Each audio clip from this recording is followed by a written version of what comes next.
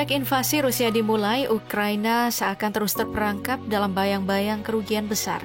Berbagai peralatan militer hancur, wilayah strategis jatuh dan nyawa melayang.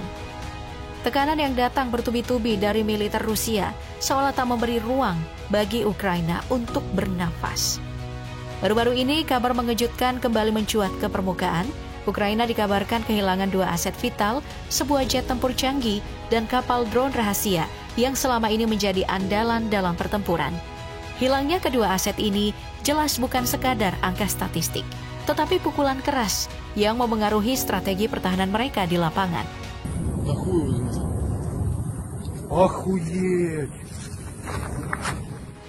Sementara Ukraina harus merelakan aset strategisnya, Rusia justru mengumumkan sebuah pencapaian besar. Militer mereka mengklaim telah menenggelamkan sebuah kapal yang disinyalir digunakan oleh Ukraina sebagai pusat penyimpanan repeater. Repeater ini memainkan peran penting dalam memperluas jangkauan operasional dari drone-drone militer Ukraina di garis depan medan tempur. Kapal tersebut ditemukan di sekitar Kinburn Spit, tepat di pintu masuk sungai Dnieper yang mengalir menuju Laut Hitam. Dengan ditenggelamkannya kapal itu, Rusia berhasil memutus rantai komunikasi drone Ukraina, menghambat kemampuan mereka dalam menjalankan misi pengintaian dan serangan jarak jauh. Langkah ini jelas menjadi pukulan telak bagi militer Ukraina yang bergantung pada teknologi tersebut.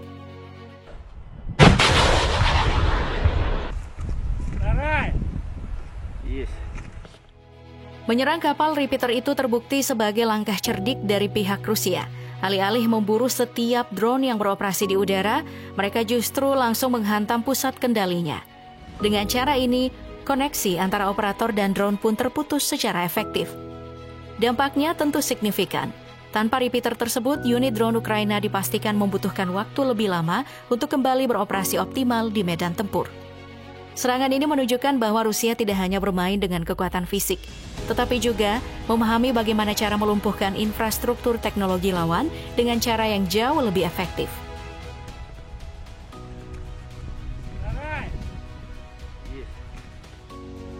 Namun, ada hal yang menarik dari serangan tersebut. Rusia tidak menggunakan rudal anti kapal, torpedo, ataupun roket sebagaimana umumnya dalam pertempuran laut. Anehnya, mereka justru mengandalkan sistem rudal berpemandu anti-tank atau yang biasa disebut ATGM, Anti-Tank Guided Missile. Ini jelas menimbulkan tanda tanya besar. Mengapa Rusia memilih ATGM untuk menyerang kapal repeater drone Ukraina? Jenis ATGM apa yang digunakan hingga mampu menenggelamkan kapal di perairan terbuka? Strategi tak biasa ini menunjukkan adanya pendekatan baru dari Rusia dalam menghancurkan teknologi musuh di medan tempur.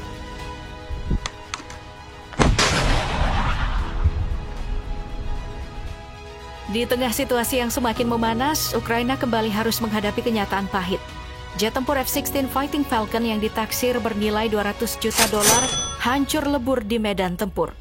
Pesawat canggih buatan Amerika Serikat itu kini tak lebih dari sekadar puing-puing yang berserakan. Tak hanya kehilangan aset strategis, Ukraina juga harus merelakan kepergian pilot terbaik mereka, Pavlo Ivanov, yang gugur dalam operasi militer di wilayah timur. Kematian Ivanov jelas menjadi pukulan telak, tidak hanya bagi keluarga tapi juga bagi seluruh rakyat Ukraina. Menyikapi hal tersebut, Presiden Volodymyr Zelensky menyampaikan belasungkawa mendalam kepada keluarga sang pilot. Sebagai bentuk penghormatan, Ivanov dianugerahi gelar pahlawan Ukraina, sebuah penghargaan tertinggi atas dedikasinya dalam menjaga kedaulatan negara. Meski begitu, hingga kini Ukraina belum merilis penjelasan resmi mengenai penyebab jatuhnya F-16 tersebut. Namun, berbagai spekulasi mulai bermunculan, menuding bahwa sistem pertahanan udara S-400 milik Rusia mungkin menjadi dalang di balik insiden ini. Beberapa pihak percaya bahwa kecanggihan teknologi S-400 mampu melumpuhkan pesawat tempur Amerika Serikat tersebut dengan akurasi tinggi. Menariknya, Rusia memilih bungkam dan tidak menanggapi tuduhan tersebut, menambah misteri di balik jatuhnya jet tempur itu.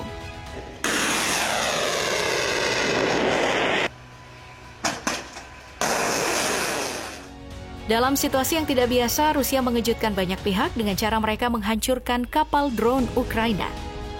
Bukan menggunakan rudal anti kapal, torpedo ataupun roket, melainkan sistem rudal berpemandu anti-tank ATGM yang dikenal sebagai Kornet. Kornet sendiri sebenarnya dirancang untuk menghancurkan kendaraan lapis baja di daratan.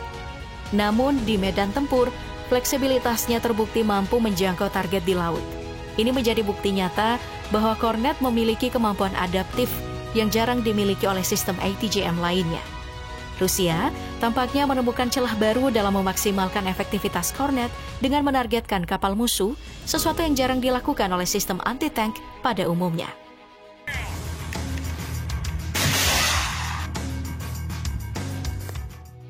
Dalam insiden di Laut Hitam tersebut, Rusia hanya membutuhkan 2 tembakan rudal ATGM Kornet untuk menenggelamkan kapal drone rahasia Ukraina. Langkah ini menunjukkan betapa mematikannya sistem rudal tersebut ketika digunakan secara efektif. Bahkan di luar habitat aslinya, Kornet mampu menjalankan fungsinya dengan presisi tinggi, memotong jalur suplai dan komunikasi musuh hanya dalam hitungan menit.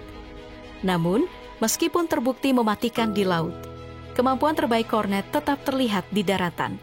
Dirancang untuk menembus lapisan baja tebal pada tank tempur utama, Kornet telah lama menjadi senjata andalan Rusia dalam melumpuhkan kendaraan lapis baja. Kehebatannya di medan darat sudah teruji dalam berbagai konflik besar, menjadikannya salah satu sistem ATGM paling ditakuti di dunia. Kecanggihan Kornet tidak hanya sekadar teori, buktinya bisa dilihat di medan perang. Pada tanggal 30 Oktober 2023, sebuah video memperlihatkan bagaimana sebuah tank Stridsvagn 122 buatan Swedia hancur lebur setelah dihantam oleh rudal Kornet.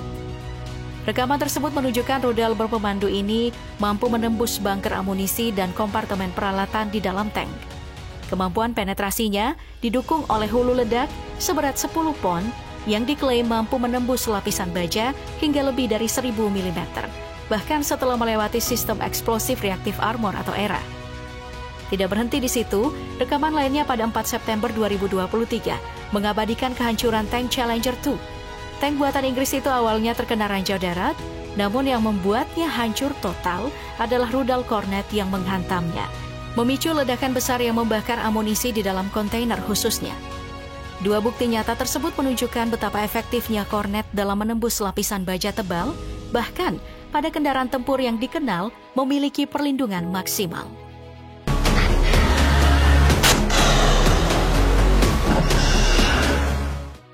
Selain mematikan, Kornet juga menawarkan kepraktisan luar biasa di lapangan.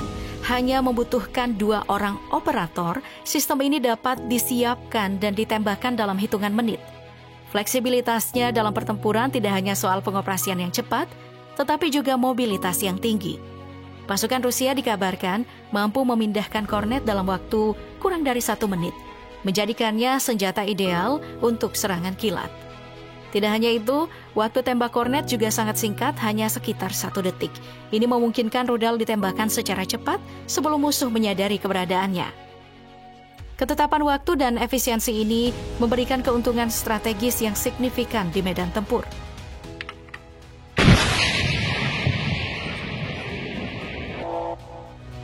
Keunggulan Kornet tidak berhenti pada pengoperasian manual. Rusia juga mengintegrasikan sistem ATGM ini ke dalam kendaraan tempur infanteri BMP-3. Langkah ini memperluas daya hancur Kornet, menjadikannya lebih mobile dan sulit dideteksi.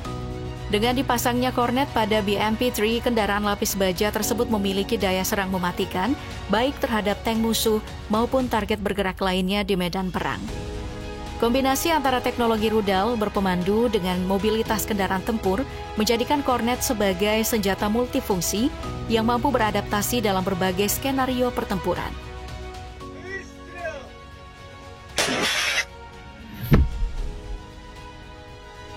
Nah, melihat kesuksesan Kornet, Rusia memperkenalkan varian baru yang lebih mematikan, yakni Kornet IM.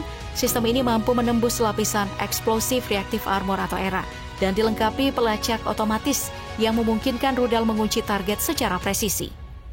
Tidak hanya itu, Kornet IM juga memiliki peluncur ganda yang mampu menyerang 2 target berbeda secara bersamaan. Inovasi ini meningkatkan efisiensi serangan, mempercepat tembakan, dan menembus sistem perlindungan aktif lawan.